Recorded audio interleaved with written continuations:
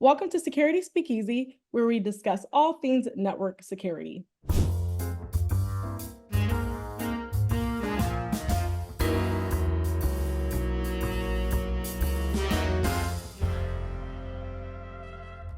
My name is Taiwo Bolatiwa, Product Marketing Manager for Next Gen Firewalls.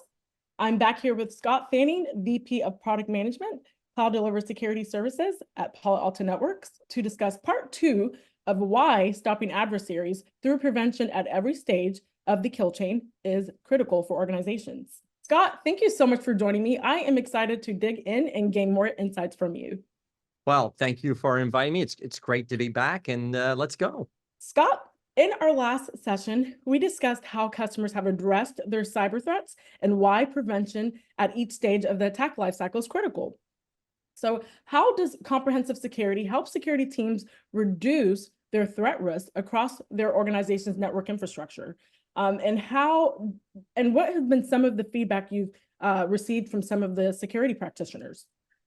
Great question. I mean, I think security practitioners, the defenders of their organizations, have a really tough job to do, right? So, what it means to be comprehensive means that you have to have visibility across a lot of different assets. You have to have an understanding of what the adversary and the kind of things they need to do. You really have to have a good understanding of the kind of where the risk lies in your organization, which means that each asset has to be looked upon from, like, is this an asset that requires more protection maybe than others? And the attacker themselves has this luxury of time and place and tactics, right? They can spend a lot of time doing open source intelligence, doing reconnaissance, trying to understand the footprint of the organization so they can plan how they're going to do their attack. So with all that in mind, the feedback you get from feedback from security practitioners is that how can it reduce that detect to prevent time frame, so that once I detect a threat, I can introduce prevention capabilities as quickly as possible to reduce any damage that might happen to my organization. How can I get full visibility of those things and pass that information not just from the perimeter but also to my security operations team, so that they can also run with it and make sure they understand if there's any consequences of the attack. And the kind of vectors and things that the adversary can do can start from anywhere. You can start with a really traditional phishing attack, leveraging a popular SaaS service, and it would add a legitimacy to the attempt. I mean, we're all trained to look at phishing email and go, oh, it came from a legitimate source, so it must be okay to click on the link. But we've seen cases where legitimate sources have hosted, malicious links. So that means you can't really pick and choose, which threat surface to monitor and prevent. So you really have to have a comprehensive ability to look at all your assets and your organization and provide those compensating controls across all that threat defense lifecycle.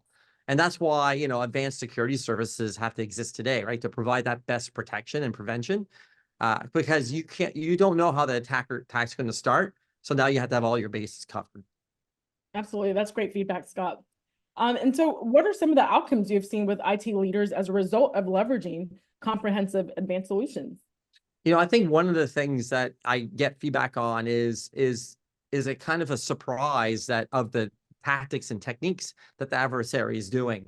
I mean, if you've got good prevention in place, then you're able to gain a lot of insight. And it's that insight that really is like, wow, like I didn't realize that the adversary could do these things. So you have to keep up pace with these adversaries have to do. And that's what makes it really challenging. So the outcomes I get is like, wow, when I connect the dots between, URL filtering and DNS data exfil, or, C2 command and control channels on implanted malware, when I tie all those things together, you get a true sense of what the campaign's all about and where you would inform your posture and how you put those mitigating controls into place. So usually what I get is a lot of like, wow, this insight has really helped reduce that time between detection and prevention. And I think that's really important. I think the other part is that there's a lot more regulatory standards out there about disclosure of these attacks. So having a full set of comprehensive tools that gives you appropriate telemetry and details around it will help you do those kind of reporting requirements that boards today have to do. So, the SEC has a bunch of new standards. By having that kind of telemetry, your incident response plan now can have all that information and be informed by that. So, anything you can do, to help the defender get a comprehensive view of their assets and provide the appropriate tools and telemetry to be able to prevent the attack from occurring is the biggest outcome I hear when I'm talking to IT leaders. All right, Scott, that is such great feedback. I absolutely agree. And so, AI is becoming increasingly powerful, as we all know. What role do you see AI playing in the future of network security, and how have you witnessed AI impact the work environment for modern organizations? Artificial intelligence is like, a double-edged sword.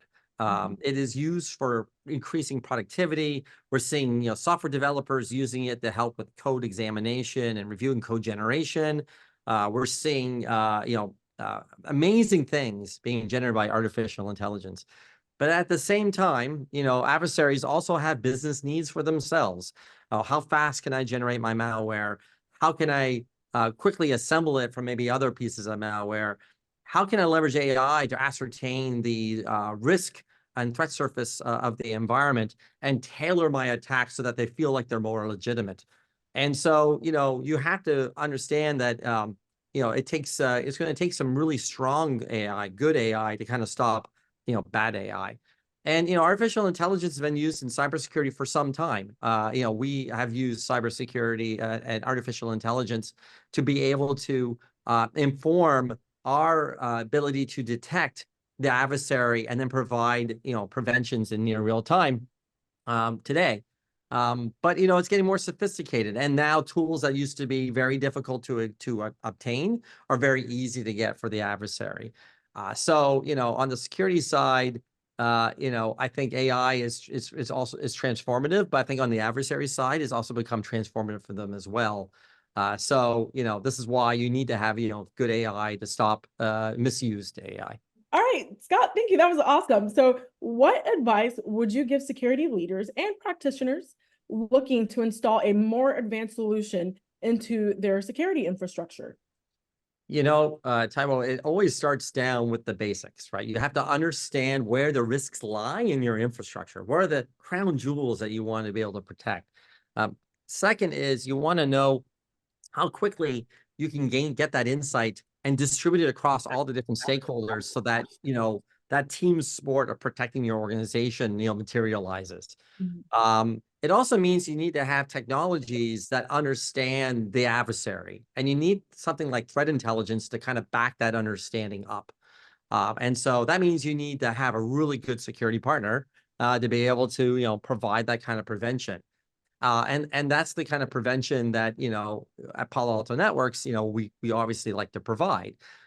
And you can start all that off with something like a security lifecycle report, right? You can ask for an audit to be able to understand what assets you have, what are the inbound and outbound ingress egress risks that you might have, and gain a little of that insight about like how the adversary could be exploiting your threat surfaces to be able to get access to those crown jewels. So, it really always starts down with understanding your environment, understanding the important assets you need to protect, understand the risks and the nature of the adversary through threat intelligence, and then putting together a solid plan that kind of puts all the things together, informed with your telemetry that you can gather from our products like at Palo Alto Networks.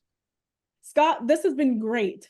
Thank you so much for thoroughly giving us insights into how organizations can reduce adversarial attacks and, more importantly, integrate advanced solutions into their network security and prevent attacks at each stage of the attack lifecycle. Thanks, Tyrell. Thank you so much for inviting me to this. I love having these conversations with you, and I hope the audience gets some value out of this, and obviously goes to our website. Likewise, and to all of you out there watching, if you like the show, click the like button below and subscribe to this channel, and visit paloaltonetworks.com. Thank you.